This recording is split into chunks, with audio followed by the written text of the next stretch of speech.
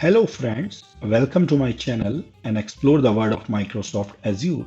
My name is Rajneesh Kaushik and I'm a Microsoft certified trainer, consultant and an enterprise architect. For more latest videos and blogs, you can always log into my website rajneeshkaushik.com and subscribe to my blog. Please do not forget to subscribe my channel and click the bell icon so you don't miss the latest videos. Do like, share and comment. Want hassle-free life or maybe little help. I am sure we all does. We always wanted to have our own personal robot who would just understand the simple human language and work as we wanted to work. Hello, my name is Rajneesh and I am here today to present the session on how to develop smartest and most intelligent human language chatbot, and this chatbot will change the way we work and manage our daily needs. Here is a brief about myself. I'm Rajneesh Kaushik. I'm a TOGAF certified enterprise architect, speaker, blogger, and Microsoft certified trainer from last 10 years. I'm a certified Azure architect expert along with other certifications like PMIM, PMP, ACP. I have the blog rajneeshkaushik.com, and this is my YouTube channel where you can subscribe, and here is my LinkedIn profile. So let's get started. This is an agenda for today. First, we are going to discuss what is self-service intelligent infrastructure chatbot and why another chatbot. Because now you might have seen lot many chatbots, in day in and day out. But why this chatbot is unique and how it can help you to make your life simpler. What is the challenges of spinning the infrastructure? And how this chatbot can be more intelligent. It is not just a normal chatbot which just do only the predefined activities and understand predefined tasks. It can be more and more intelligent as and when you use it. Then what is the natural language processing capabilities which can be added into this chatbot? And let me tell you, this is very, very critical and important to learn how the natural language processing can change the way we work. Then what are the use cases where this chatbot can be deployed? And then what are the natural language understanding resources in Azure and how do we utilize that? Then we will jump to a very important concept called intents and utterances and how we can use that intents and utterances into this chatbot. We will learn more about AI capabilities like entities, entity types, and then how chatbot authenticate against the Azure environment. And then finally, we will jump to a demo. Okay, then what is self-service intelligent infrastructure bot? Let's understand that and why it is very, very important for us. So, first of all, why another chatbot? Okay, so you might have been familiar about this situation where you or your customer wants to deploy some infrastructure. This is your customer. He wants to deploy the infrastructure, like he wants to create a VM which is a Linux VMs, or in the Linux VMs there are 8 Red Hat and 2 Ubuntu server VMs, right? And he wants it very immediately because he has a demo in the evening to showcase his product to his internal customers. And then after that he wants to also run a SQL database in no time, because cloud gives you a capability to run this infrastructure immediately, instantaneously. And what happens in this scenario is that this customer try to send this email or raise a slow incident to your system engineer or IT help desk to spin up this infrastructure. And the infrastructure or system engineer is very busy in his day in and day out activities or business as usual activities, in the incidents or change request or other activities where he is servicing the patching the servers or monitoring the environment. And he, when receive this information, he does not understand it fully because the information comes in bits and pieces, requirements are not clear, and he need to also make sure that he follows the company standard or naming conventions.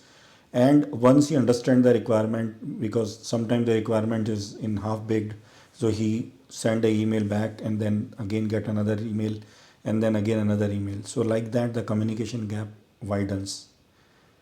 So after that, what happens? The the whole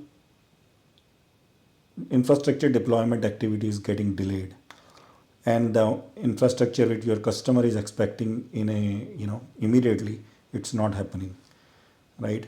And it is again impacting the productivity of the system engineer because he is not able to focus on his important tasks. So what customer wants usually, or what you want, if you are a customer or you are putting yourself in the customer shoes, you don't want to depend upon the system engineer or IT help desk, right? You want to do it on your own, right? But at the same time, sometimes what happens, the customers are business people, they don't understand the cloud jargons, right? They don't know what the cloud jargon, specifically to the storage account and other stuff in Azure.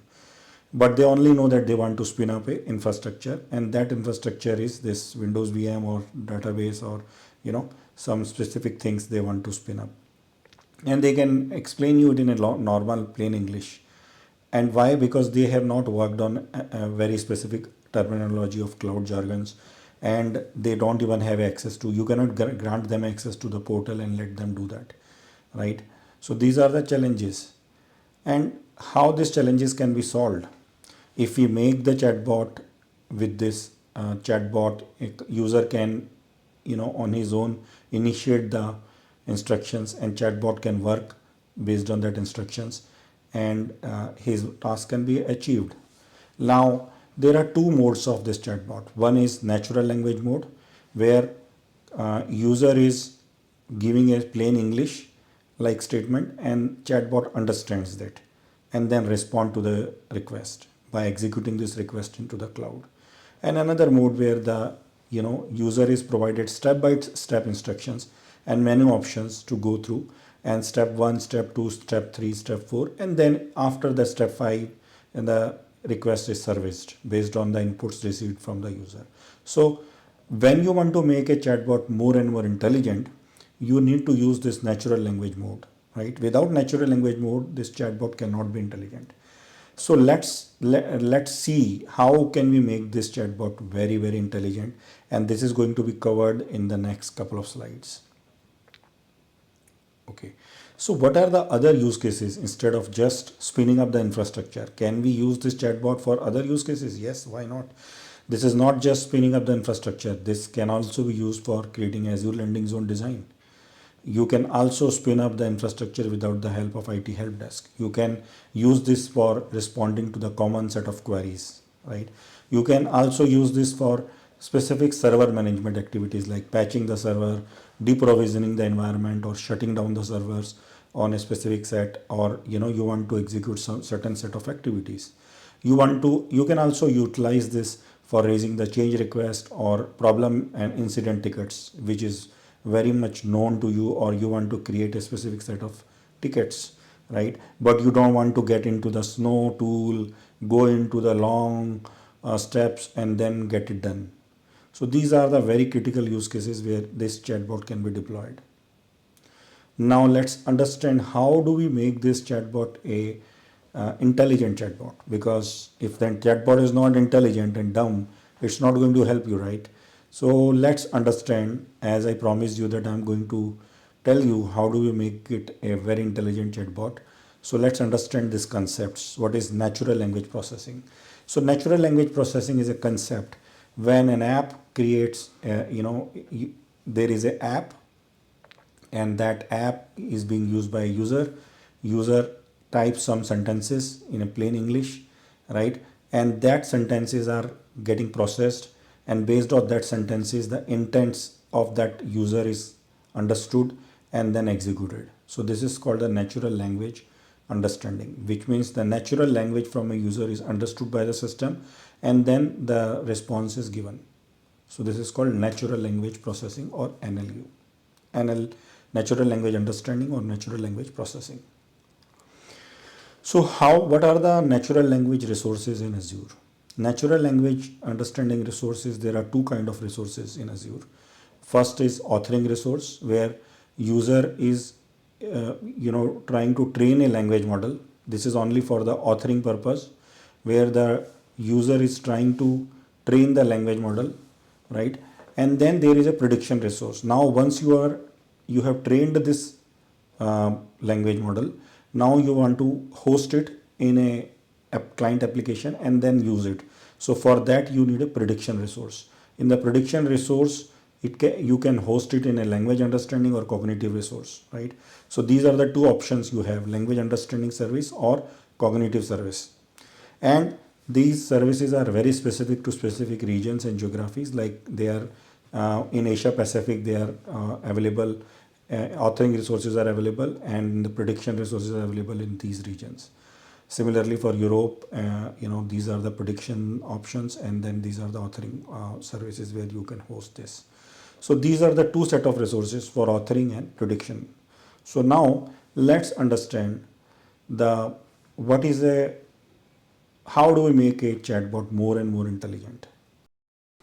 Okay, so first we need to understand intent and utterance. What are the intents and utterance? Whenever you speak any sentence like create a virtual machine, or deploy a VM, or list a virtual machine, or list the VMs, right? These are the sentences, right? So this is called utterance. Utterance is nothing but you are uttering some words, and then that is called utterance. And what is the intent? When you utter some sentence, there is an intent behind it. When you want to deploy a VM or create a VM, it means that you want to create a VM actually. Whether you are saying deploying a VM or creating a virtual machine, it is nothing but actually you are saying that creating a VM. Okay. Similarly, if you want to say that delete VM, remove VM, or remove machine, which actually means deleting a VM, is your actual intent behind it. Whether you are speaking in a different fashion, your utterances are different, but your intent is same. So this is called utterance and intent. Now, in order for us to make a chatbot intelligent, we need to also understand what is entities, right? And entities is nothing but we define a specific context to the intents. And like in this example, this is your utterance, creating a VM, create a VM in Eastern US, right? This is, and then this is the utterance. That means you're uttering some sentence, and then this is your intent, which means that you want to actually, when you utter these sentences, you want to actually create a VM. If you want to utter a long sentence like this, create a virtual machine in New York region with operating system Windows 2019, which is nothing but creating a VM only, right? And then what are the entities? Entities is the information which is coming from that utterance. Like in this example, when you say New York region, which is nothing but a location. When you say operating system, which is nothing but a OS entity, right? So this is called OS entity, and this is called your location. So these entities are extracted from this utterance. Similarly, in this example, create a VM with login ID as your user and password welcome at 123456. So in this whole utterance, this first login ID is your user ID, and then password PWD is nothing but a password. So this is the entities which can be extracted from your utterance. Like another example is turn the pump on. So your intent is to turn the device on. The device is a pump, and that device pump is actually an entity which you want to apply this intent on. Similarly, turn on the device, again switching on the fan. So in this example, switching on is an intent, and what device it is going to be applied to on the fan. So that is why intent, utterance, and entities are very, very important for even for us to understand, right, what you want to do. Even for us to internally understand what you want to do, you have to have these three structures in your mind. Then only you can do. Think about it. If you want to tell yourself that you want to do this task, so in order for that to the task to be achieved, you need to understand what is your intent of it, why you want to get it done, and what you want to do it, and why you want to do it, right? So this is called utterance, intent, and entities. What you want to do this task for, entities are extracted, and then you apply that steps onto that particular entity, and whatever the utterance you are trying to create, that is your intention behind it, and this is called intent. So now let's understand what are the entity types, right? So there are different set of entity types, and first is list entity. List entity is nothing but a entity which is represent a fixed closed set of related words. Like in this example, username can also be told like user ID, UID, login or login ID, right? There are multiple synonyms for the same word, right? So if I say user ID, it will be taken as username only, or login ID, it will be taken as username only. Password, again, I can take it PWD, password or pword. So all these are synonyms. And if I have the list of synonyms for this particular value, then this is called a list entity types. Then another one is a regex entity type, where a regular expression entity extracts the entity based on the regular expression pattern, like flight number. So in the flight number, you have a flight and then the two digit, which is represented here, and then the remaining 0 to 9 digits, the 4 digits, if you represent, that becomes a flight number. Similarly, for the credit card number, you have a 16 digit which is repeating from 0 to 9, and this is called a credit card number. So this is called regex entity, because if you want to provide any utterance where this kind of values are coming, you will be able to easily understand that this entity is flight number and this entity is a credit card number, right? So this is very, very important for our chatbot to become more and more intelligent and sensible. And then there are other set of entity types like pre-built entity and pattern entity. So let's understand that. What is pre-built entity? Pre-built entity is a set of pre-built entities which is a common type of information like person name.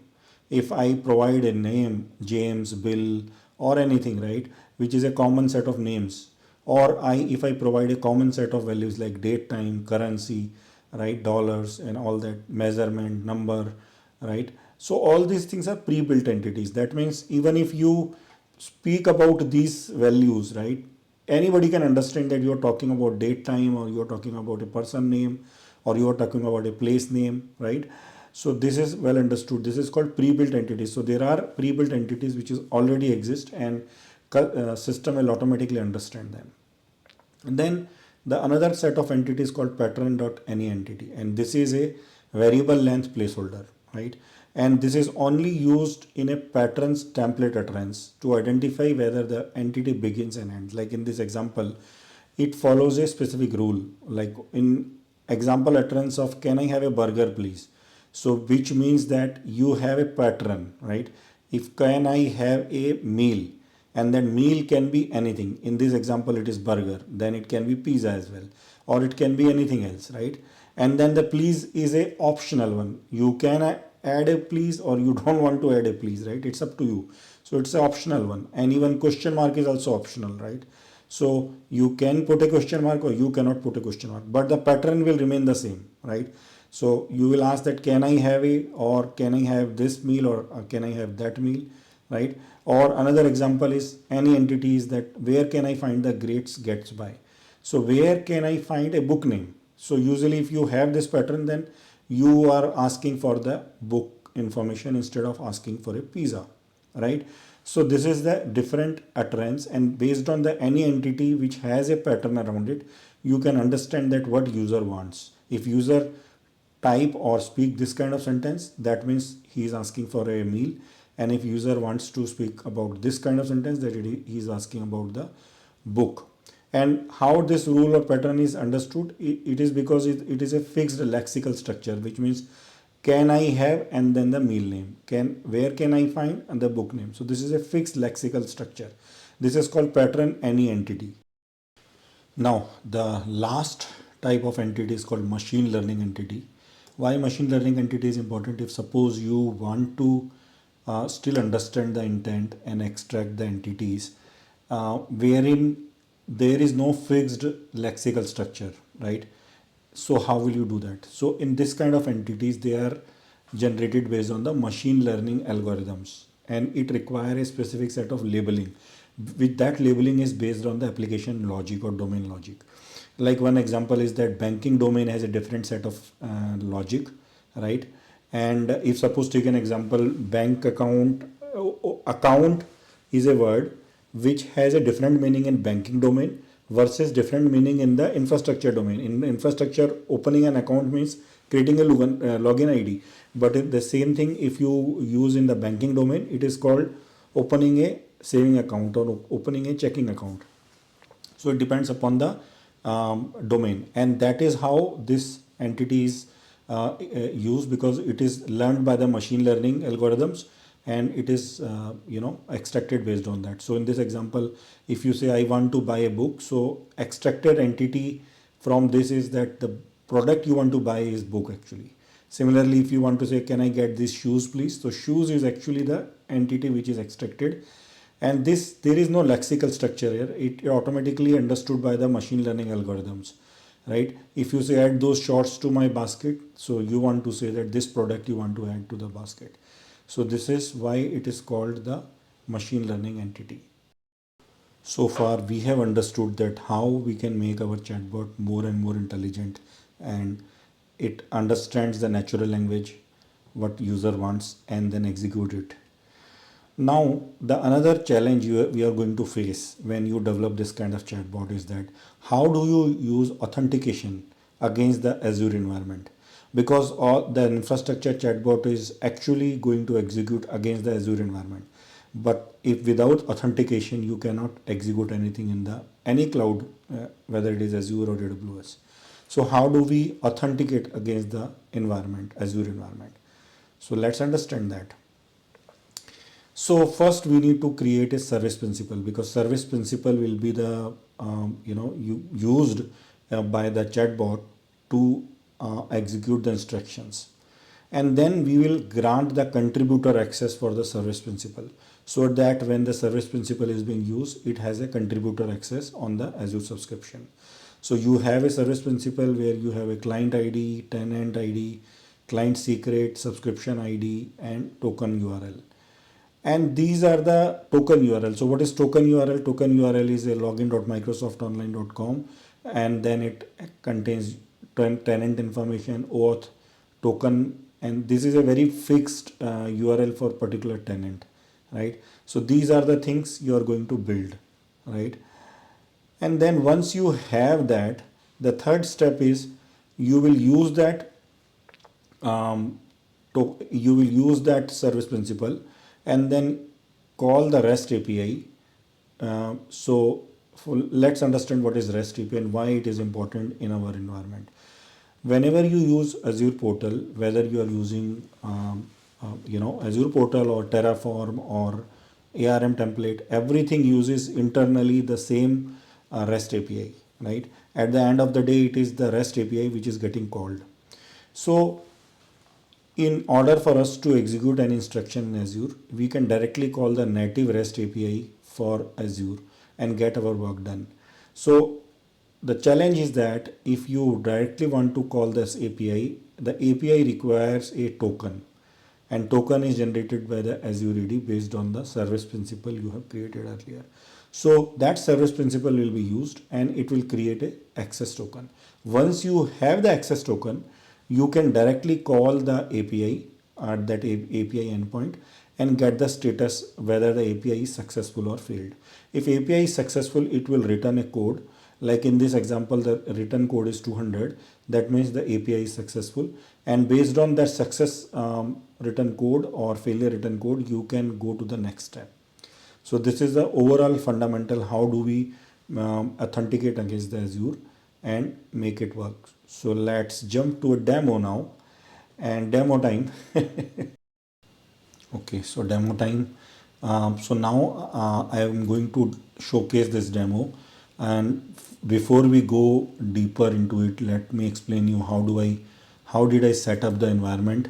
So this is my environment where I have put the different set of tools like the language understanding service, the area where it is set up, the Q&A maker service, right? All these services you can set up, and it is pretty easy. If you just say set up language understanding service, set up Q&A maker, and then it will ask you your subscription information, and then you can go step by step and it will create that information for you in the environment where you want it to create.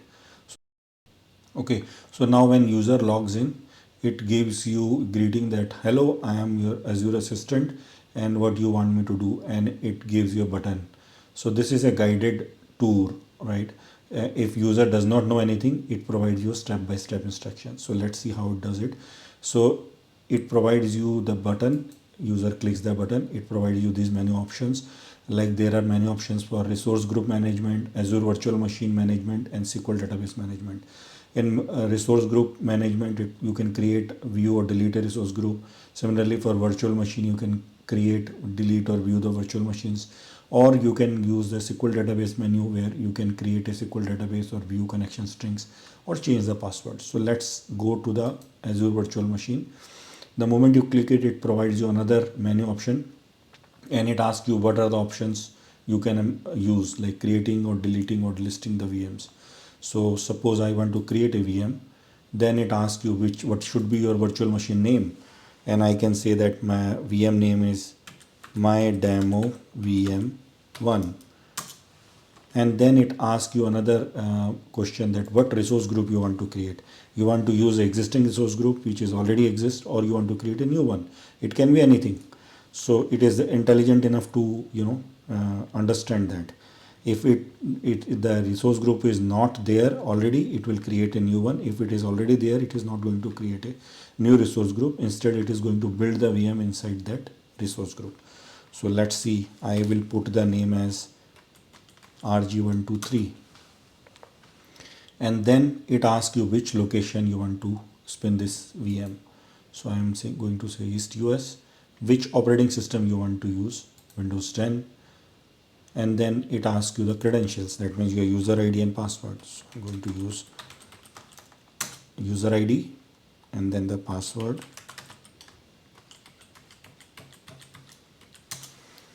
And that's it. Now you will see that how quickly it spins up the VM in the environment. It is done. Resource group creation is successful because this resource group was not there, and then this virtual machine deployment is also successful. That means this everything is done. Now let's see whether this resource group and this virtual machine is there or not. Now let's test it whether it created a resource group and VM or not. So yes, it already created a resource group 123, and this is a VM which is a Windows 10 VM which we have executed, Windows 10 Pro. Now let's understand the intelligent way of doing all, right?